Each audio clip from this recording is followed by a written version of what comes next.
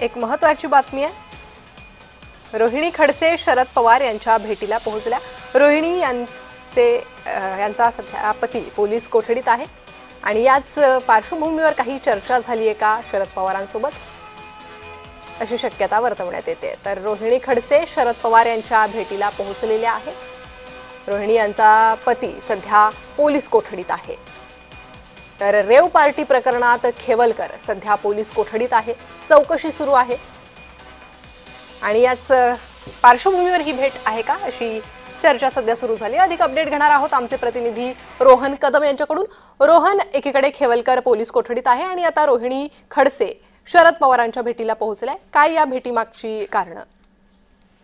प्रणिता, खरं तर आज शरद पवार जे आहेत ते त्यांच्या मोदीबाग या निवासस्थानातील कार्यालयामध्ये साधारणतः 11:30 वाजेपर्यंत सर्वांच्याच भेटीसाठी उपस्थित राहणार आहेत। कोणी येऊन त्यांना भेटू शकतं, त्यांची वेळ घेऊ शकतं, अशा प्रकारच्या या सगळ्या भेटीगाठी ज्या आहेत त्या होत असतात। आणि रोहिणी खडसे जे आहेत ते आता शरद पवारांना भेटायला आलेले आहेत। कदाचित प्रांजल खेवालकर यांच्या बाबतीत मागील काही दिवसांपासून जे काही घडलं, ज्या पद्धतीने त्यांच्याकडून आरोप केले जात आहेत की पोलिसांनी ट्रॅप करून हा सगळा सापळा रचून जो आहे तो अडचणीत आणण्याचा प्रयत्न केला, कारण का एकनाथ खडसे सातत्याने गिरीश महाजनच्या विरोधात हनी ट्रॅपच्या मुद्द्यावरती बोलतायत आणि या अनुषंगाने हा सापळा रचल्याचा आरोप त्यांच्याकडून केला जातोय। आणि याच पार्श्वभूमीवरती शरद पवारांसोबत या सगळ्याची माहिती देण्यासाठी किंवा हे सगळा प्रकार काय घडलेला आहे, सध्या कोर्टामध्ये काय सुरू आहे, कारण का न्यायालयीन कोठडी ज्यांना मिळालेली आहे।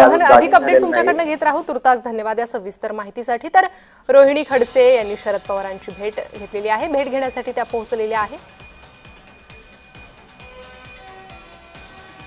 तर खेवलकर सध्या पोलीस कोठडीत आहे आणि त्याच संदर्भात रोहिणी खडसे शरद पवार यांना माहिती देण्यासाठी आणि या बाबतीत चर्चा करण्यासाठी पोहोचल्या असल्याचं म्हणण्यात येत आहे। तर रोहिणी खडसे आणि शरद पवारांची भेट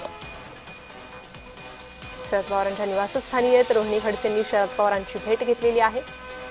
हनी ट्रॅप प्रकरण त्यासोबतच रेव पार्टी प्रकरणी देखील त्या चर्चा करण्याची शक्यता आहे असं बोललं जात आहे। तर रोहिणी खडसे यांचा पती सध्या पोलीस कोठडीत आहे। रेव पार्टी प्रकरणात त्याला पोलिसांनी अटक केलेली आहे। अंमली पदार्थ बाळगल्या प्रकरणी देखील आरोप त्याच्यावर ठेवण्यात आलेले आहे आणि त्यामुळे आता याच प्रकरणी रोहिणी खडसे शरद पवारांशी चर्चा करणार आहेत, माहिती देणार आहेत असं बोललं जात आहे। तर पुण्यातील हे रेव पार्टी प्रकरण आहे, त्याबद्दल एकनाथ खडसे यांनी देखील माध्यमांसमोर भूमिका मांडली होती, आरोप फेटाळून लावले होते।